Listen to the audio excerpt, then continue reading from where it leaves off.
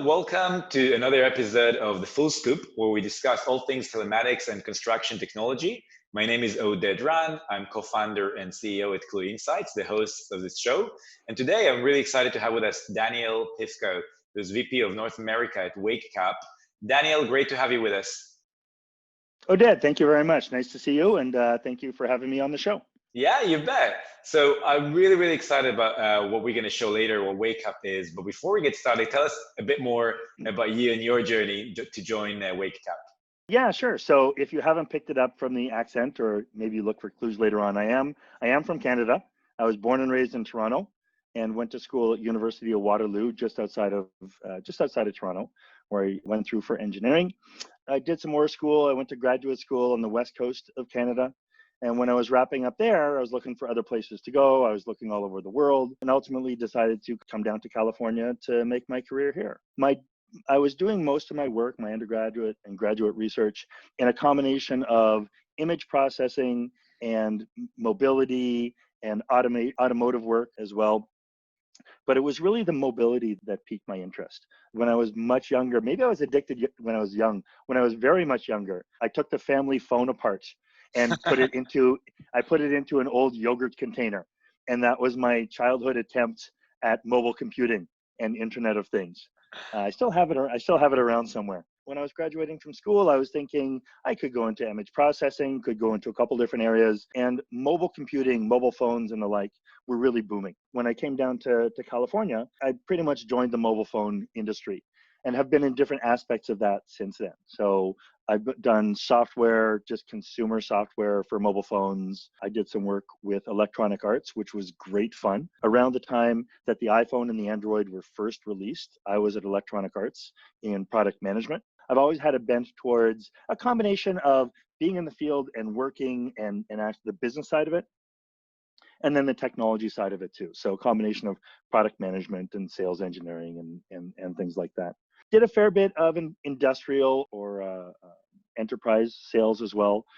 I did some work with Ford Motor Company, where they had a field service group, and we put together some software for them. So largely speaking, I've been in the mobile phone industry, where it's important to understand what kind of information do people need to have or need to create when they're walking around, when they're moving around. And that applies whether you're a consumer and you want to put a smile on your face, or whether you're a commercial enterprise or an industry where you need to have something that's going to make the business work better, or make it more profitable, or make you more competitive, or improve safety, or reduce accidents, or something like that. So I've been in the mobile phone industry, personally, while I was down here in California. I got my private pilot's license up in Canada, and then down around San Francisco, there's a huge hang gliding population. So I spent a fair bit of time up in midair looking down on Silicon Valley. That's super cool. Yeah, so I've been in mobility for quite a while. And then about 4 years ago, I switched over. It's a fairly small jump to Internet of Things, or smart connected things, either stationary in the house or as you're moving around. And that's how I got to know WakeCap. They were one of my customers in my previous company. Got to know the founder. Company was actually founded here in the US. We got our funding here in the US, but the founder got his first contract out in Dubai and moved out there. And then last fall, things have been going really well for them for the past 3 years. I was ready to make a move, and so I came on board as VP of North America to just warm things back up here in the US and get them up and running again. And that's how I got to WakeCap. What a fantastic journey. So, it's not often that we have people on the show that can actually show and hold in their hand the product that they're building. Oh, yeah. So you're one of these. So let's talk a bit about WakeCap.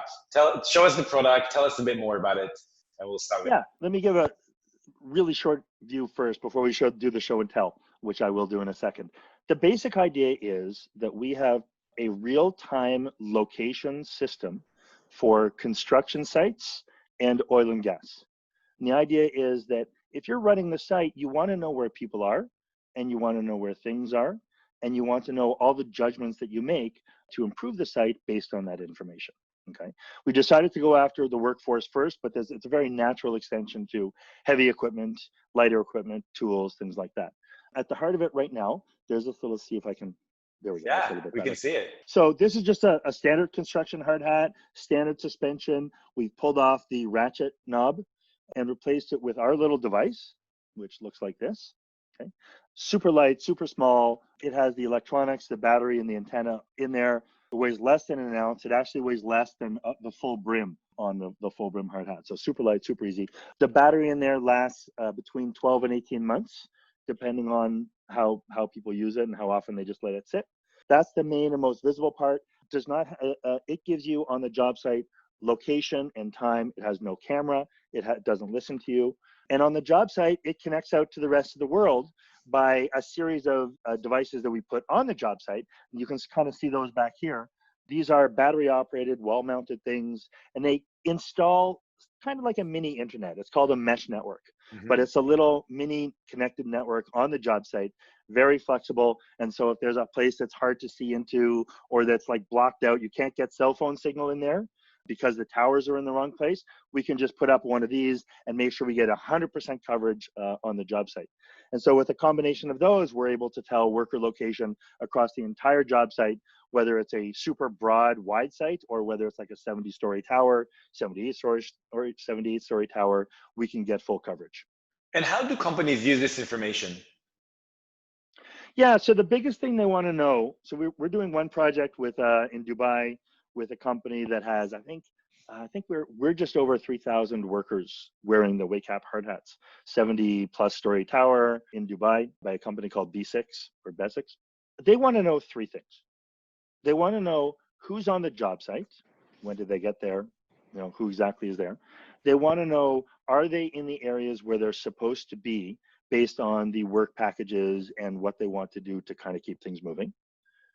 And then the third thing they want to know is there anything going on in the site that's slowing people down from doing what they're doing or what they should be doing?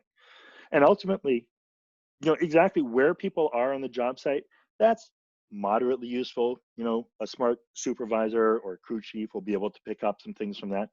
But what we'd like to do is get it into more interpretation of the data. So for example, there's no more, when you sign in, when you come on the job site, we already have each one of these is associated to an individual worker. And so we know who's on the job site. And so there's no more punch cards. There's no more signing in. There's no more signing in on a common iPad. There's no more even the crew chief or the crew supervisor manually signing people in and kind of guessing that they're right about when people are there or not. So they just walk onto the job site and we know that they're there, and when we leave the job site, we know that they've left. Then we can do all sorts of other things like understanding time and motion, how long it takes people to get from one place to another. Maybe certain aspects of the job site are set up so they're not as efficient. And finally, the workers can say, hey, this isn't working well, and prove it to the site supervisors. That sounds fantastic, because really this problem of employees needing to become data entry clerks or to punch cards and so on doesn't work. That's also part of the conversation you and I had offline about Clue and WakeCap in these elements. That sounds really, really like a great solution for that. And it's the kind of thing where we have some basic analytical tools. We have an initial set of analytical tools that we know people are going to want based on location. They want to know comings and goings. They want to know attendance and attendance. They want to know timekeeping based on work packages. We can talk about safety and fall detection. They want all that, and we're delivering the core set of what's going on and some aspect of the analysis there.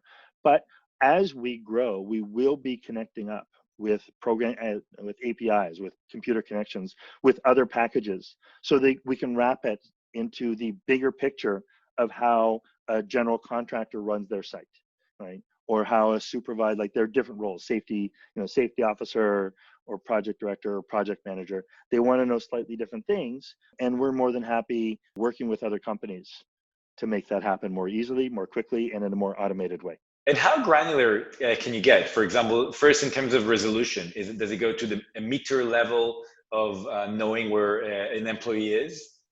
We're doing meters in North America? I was using meters for Dubai, but let's say, does it go down to this 3 feet area? We can do either yards or meters, either one. We're good. We speak both languages. The short story is, for the kind of stuff that we're trying to locate, where we're trying to locate people, you want to know it down to the level of a few feet to a few yards, right? Great. So, 2 yards to 10 yards is loosely speaking the accuracy, and it really depends on how densely you put these around the job site. So are you seeing, for example, companies already now coming and say, hey, I'm working on a 70-story building and, floor 68 required from us, 150 hours, whereby this floor only took 120 hours, and they start budgeting accordingly and, Yep. raising problems? Yeah, so there are a few different ways that we can slice and dice the data, and every company does it slightly differently. But for example, what we can do is when we first install the system, right, we'll get the blueprints for the entire project and import them in, geo-reference them, so put pins in them so that we know where they are by latitude and longitude and height. And then we draw zones, we draw areas on top of those blueprints. And they're just lines on a page. I mean, we can do any shape you want. And ultimately the goal is to make those zones meaningful to the project manager, right? So it could be things like northwest corner, northeast corner, southeast corner. It could be, this is my tool shed, this is my office, this is my break room, this is my lunch room, this is the elevator, this is the elevator waiting area, which I'll circle back to in a second. So we divide up the entire thing into that, and then we can subdivide those or collect those rather into productive areas, indirectly productive areas like elevators and transportations and tool sheds, and areas where they're unproductive or not productive areas, not meant to be productive areas. And so we can give people a count of how many hours they spend in productive areas or a specific one. And then we can divide that up too by individual, although that's not as useful as a crew. So if you've got a group that goes out and they are responsible for being in a certain section, we can do that. We can divide it up by subcontractor, right? So you know whether a subcontractor has actually spent the amount of time they said they were supposed to, either in a specific work area or on the site as a whole. It's very easy for us to go through and get a total of subcontractor A, B, and C. This one had 400 hours. This one had 800 hours in the past week. This one had 1,000 hours in the past week, 2 weeks. And so you can very easily get a total. And then you can compare that against what you planned. And what you can also do is compare things like how much time, what percentage of the time did they spend in a productive area? Right. What percentage of the time do they spend in indirect areas? And it may be something that they have control over, and maybe something they don't have control over. But ultimately, you can manage that. You can have your weekly meetings or your daily meetings with your crew chiefs and say, hey, look at this number. There's something wrong here. Is there something really going wrong, or do we just need to, just get there faster? And today, all this information, how does the supervisor or the project manager get all this data today? Do they get a daily report, or it all depends on the project, what type of format they want to receive?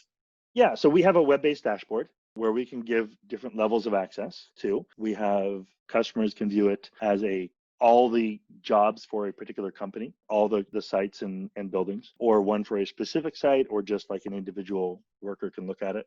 They can look at it themselves, or we can publish it and download it for them and just send it to them, put it in PDF or a PowerPoint or something like that. Very, very easy to do. And then usually the project director or project supervisor will meet with their team to collect that information, present, discuss, do all that kind of thing. I should probably also point out too how that information gets there. So you've got the hard hat, which connects to each of these anchors, put multiple of them around a building. They don't actually speak to the internet directly.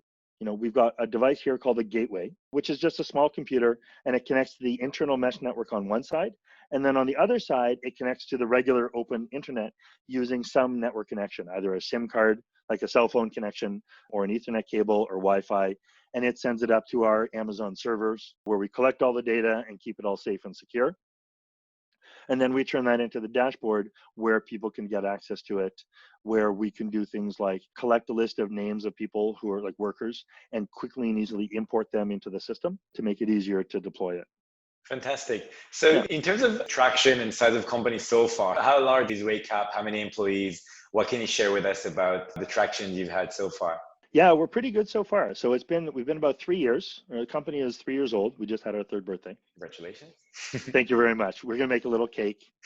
We primarily focus on the medium to large contractors. So we're working with CCC in Dubai. There's a multi-billion-dollar company, like I mentioned, B6, BEC, Alphatam. So probably 10 to 12 multi-billion-dollar general contractors primarily in the Middle East. And then now that things are going here in the US, there's a bunch of large GCs that we're interested in speaking with. Company is about 40 some odd, give or take 40 some odd people. We're funded through professional investors here in the US, a couple of strategic investors, where you have private investment pools coming out of general contractors that on the one hand have invested, but we also have a wall in there so that they don't get any of the competitive information from their other customers as well. It's been pretty good. I mean, we have at least a couple of projects over 3,000 workers on a single site, several in the couple thousand range. Really, our entry point is several hundred. What we'll generally do, we'll generally start off with a pilot program. So people, rightly so, are like, hey, who is this guy? Who's this? What's this new technology? I don't believe any of it. Prove it to me. We're like, okay, we'll prove it to you. That's fine. And so we'll do a pilot project of 100, 200, 300 workers across a facility or a site, run that for a couple months, 3 months, somewhere in that ballpark, and then set pretty hard proof points of what we say we can do, and then going through it, what kind of data, showing the basics, yes, it does work. What kind of analytics matter most to you? And then a big part of the pilot rollout too is, and of getting to that size, is the ease of deployment and the ease of use. Of course. Right? So when you've got 6,000 people, 3,000 people on a job site, you can't be messing around with training everybody 10 minutes, 15 minutes. That's just not going to work. And so it's very important to us that there be zero worker training. In fact, our first, you talked about traction.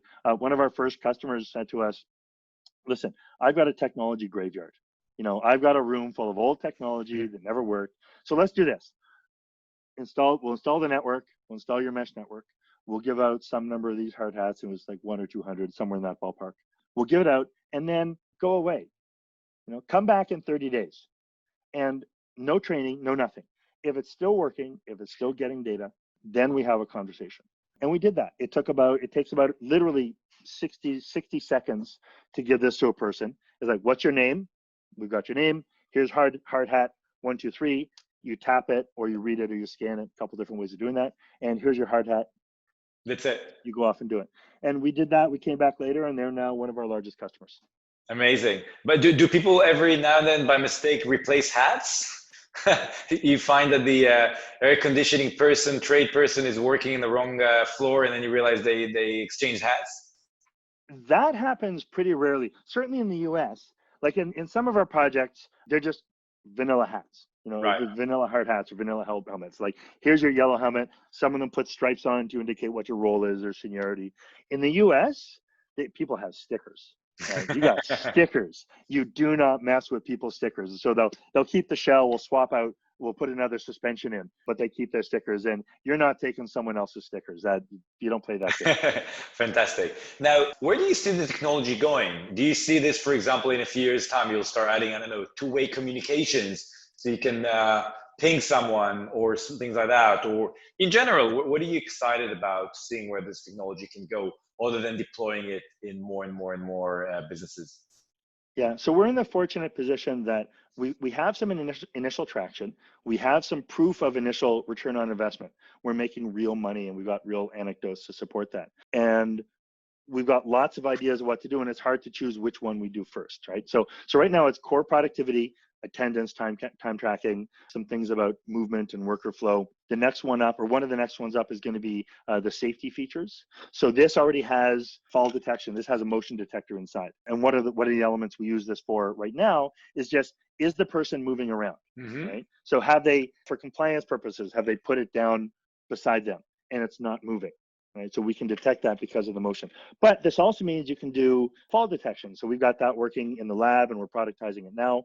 You can do faster evacuations. So if there's a big site, then you can get people off much faster, prove that everybody's in the muster area. And if everybody is, it automatically cancels the evac. And if not, you can find out where the stragglers are and figure out if someone just dropped their helmet or if they're actually hurt. So that's coming. In terms of two-way communications, this does have a beeper in it. And strictly speaking, it does have a button where you can press on this. But we don't want to ruin the experience of having zero training, right? And so you can't have different beeps for different purposes. So the beep is going to be reserved most likely for get out. Right? Something bad has happened, leave. If it starts screaming at you, there's a reason for it, go away. And the button is more like a panic button. Something's gone wrong. I need help. And by the way, I don't need to tell anyone where I am because it knows where I am. Yeah. And down to like a couple yards, 10 yards, something like that, I know what room you're in. Further down the road, we're going to be seeing integrations with some of the big other packages that are out there. Certainly, Clue is very, very interesting to us as a way to manage the bigger picture, connecting into things like Procore and Oracle Primavera and multiple Autodesk construction solutions pieces, whether it's BIM 360 or BIM's Autodesk Field Solutions, or even PlanGrid, just to ingest the blueprints. We're actually in the Autodesk Technology Residency Program here in San Francisco. And so we're prototyping with some hardware down at their Pure 9 facility right along the water. That's fantastic. Sounds like such an intuitive, like you said, solution that I think lots of people listening to this, this concept of having zero training definitely, is really important. Like you said, you make compromises, does the product provide it or not? And I think that's great. And in terms of also people watching this, you mentioned you have, at the moment, you're focusing on larger deployments of hundreds plus. Do you envisage in future being able to provide this for a company that just has 20 employees or 50 employees, but they still want to use it off the shelf? Yeah, I mean, that's a natural extension to the product line, or one of the natural extensions. I mean, from where we are right now, we can go into safety, for one, connecting with other packages that are out there. We can start to go into, like, once you have this network installed, to have a variation on a device that's attached to like a piece of large hardware or a piece or to tools. Just like literally, this just connects onto this network. This is just an ID tag. Yeah. Right? Because there are some places, either you're in an office or you're in like a large camp where there's 20,000 people or 15,000 people on a job. And there's some places where they don't wear their hard hat, but you still want to be connected. So this thing has a 1-year battery life, connects to the same network. So we will be doing that. And then I also see that there's going to be a lot of interest for things that are lower touch. So once we really started to prototype and develop and productize a standard dashboard, like the things that everybody wants, and just make that download and click and use. Not even download, just go onto a website, click and set it up. Then sure, I can see going with the smaller GCs or the smaller projects. That's fantastic. Really, really exciting. So before we wrap up, one question I always ask every guest on the show: if I now allowed you to go to any company in the world and operate any one of their machines or assets, which one would you choose to operate and why? Yeah, so I think it would probably be, there are a couple different things. I mean, of course, I'm naturally thinking of the crane. That's kind of an obvious gimme. But I think it takes a long time to get up there, and you have to be really safe. And it's I don't know. You can't have as much fun. I think several of the mining trucks where the tires alone are twice the size of a human, right? And being able to rip around on one of those would be incredibly fun. Digging is always fun. I've always enjoyed digging. So any kind of big backhoe or lift or something along those lines would be great. Awesome. That would be yours. You're going to say. Yeah. There's one story. There's one little anecdote that I forgot to add. It really is important in understanding both our value and just the general trend of, once you have the individual locations of where people and crews are on a job site, then you can find out about all sorts of different things that you didn't otherwise know were problems, right? So a very specific example, on one of the B6 projects, we were noticing that there were certain areas where people were spending a lot of time. And this was one of those indirectly productive zones that I mentioned earlier. And it turns out they were right around the elevators. And the project director, who's whip smart, well-trained, architecture background, 25 years in the business, he couldn't figure out why people were waiting. And it turns out that they had miscalculated the number of elevators that they needed to install for the workers that they had on site at the time. And so they were literally paying hundreds and hundreds of person hours for people to stand around waiting for an elevator. And they didn't know that it was a problem. He didn't know that it was an issue on his own site because it was kind of hidden. It was up on the higher floors. And so once he saw it, he immediately knew something was just wrong. They investigated it. And sure enough, immediately afterwards, they started staggering their shifts. Yeah. So people weren't either arriving or leaving at the same time. And you can bet that on every single project from then forward, they're going to change their calculation for number of elevators versus number of workers on site at the time. And that's a great example for the ROI that you would get from using it the first time, and then afterwards learning from something that needs to get better in the subsequent project. Exactly. You can tell. You just know that there are more findings like that out there, where just given, we'll cover that, we'll do the attendance, we'll do the timekeeping, we'll do the safety and the fall detection. But once that's done, just having all of this information there leads to natural extensions like that. COVID was another great example. Same sort of deal where one of the projects said, "Hey, we got two guys who were diagnosed. What can you do for us?" Mm-hmm. And 2 hours later, we literally just ran a different report, and we gave them a list of people that those two guys had been in contact with, and specific locations on the job site where those people had been, so those could be disinfected first. And we've since expanded that to include things like, how much time did you spend with people? Like, if was I 4 or 5 yards away from someone, but I spent 8 hours in the same room, you better, you bet I want to call those people and tell them they've been exposed. So, and lots of other things too made it more self-serve. So all that to say that once you have the location information, there's lots of stuff you can do and learn. It's pretty clear we can get you a strong return on investment right away, and also lots of other opportunities to improve the project operations on the construction sites. And definitely with COVID-19, that takes safety to a whole different dimension in terms of proximity and whatnot. That's so super interesting and very, very exciting. Now, for everyone listening to this or watching this, what's going to be the best way to get hold of you and contact you? Well, the easiest way is just go to wakecap.com. WAKECAP.com. That's wakecap.com.